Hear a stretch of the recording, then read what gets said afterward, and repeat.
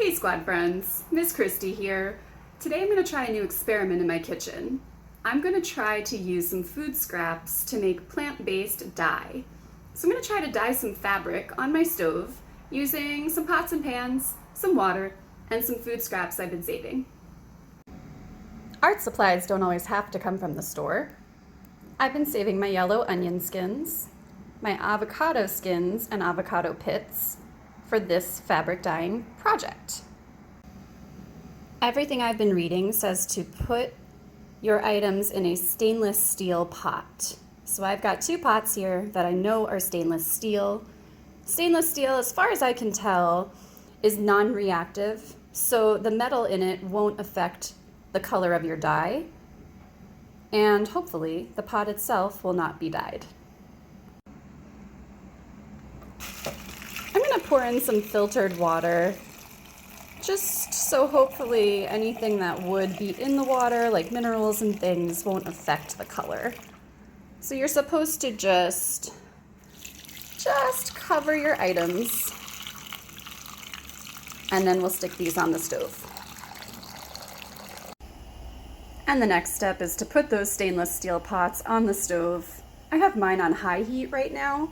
I'm going to bring them up to a boil before I turn it back down to a simmer. And you can see this guy's poking up, so I'm just going to use my stainless steel tongs to poke everybody down and keep them submerged underwater. And we are boiling, folks.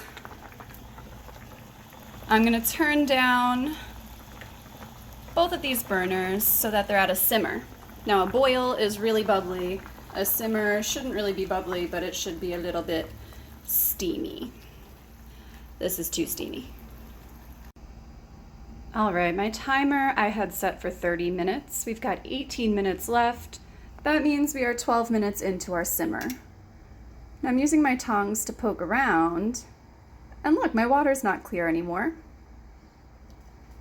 So it's only been 12 minutes and already the heat from the water simmering is helping the pigment, the stuff that gives the skins the color, it's helping leach that pigment out. It's releasing the pigment into the water.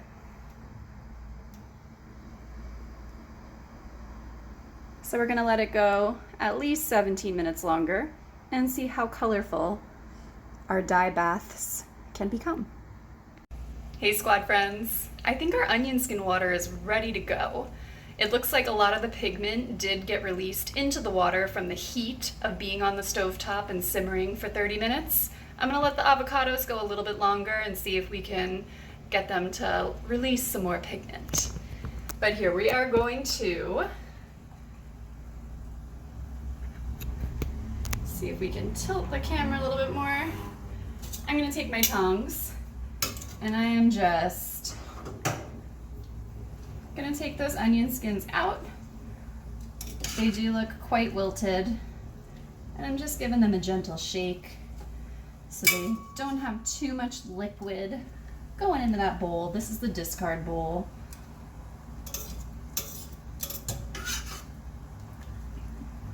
It's almost everybody. I'm gonna get a couple more out after I turn the camera off, but I want you to have a look at how bright that liquid became just from regular yellow onion skins. So cool.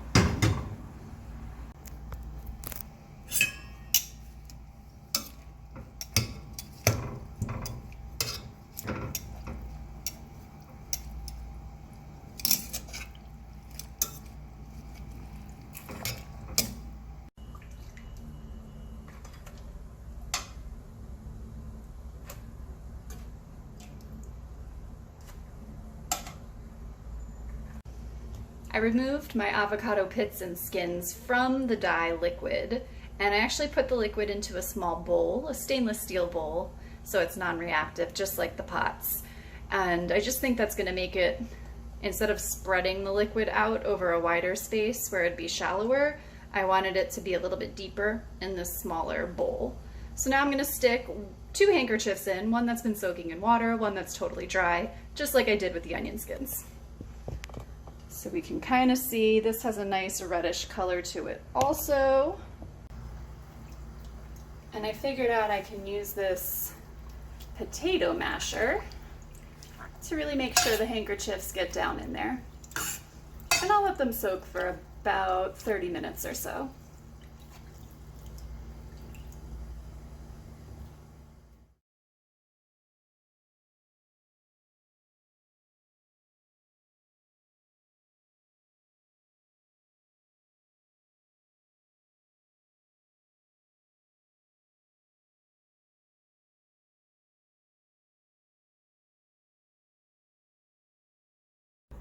Hey squad friends, it's the next day and I'm going to show you the results of my plant-based dye. And here are the results, my friends. I'm pretty happy with them. We've got our avocado skins and pits over here. This was the onion skins. It's not quite picking it up on camera, but the avocado produced a really pale pink, and this is more of a peachy orange. So the onion skins were definitely more vibrant. The ones that I had soaked in water and the ones that I put in dry pretty much look the same, so that didn't make a difference for me.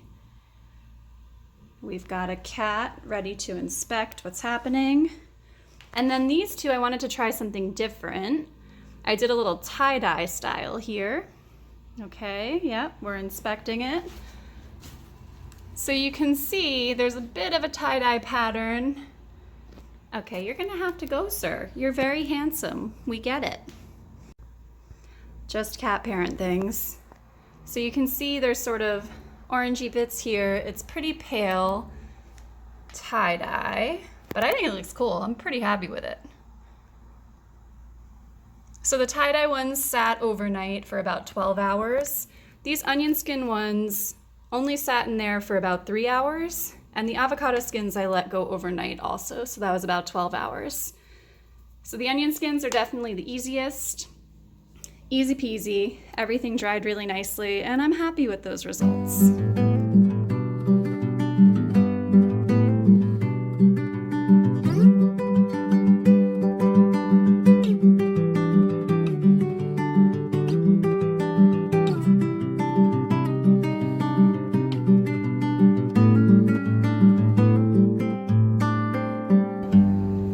The techniques I showed you in this video are the simplest, most basic way you can make plant-based dye at home.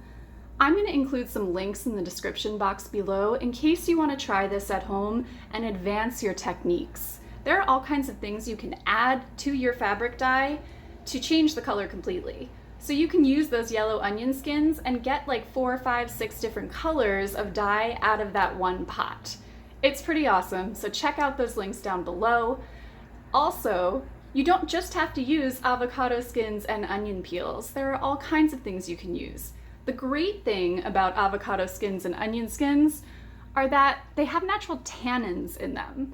Tannins are something that act as a natural mordant.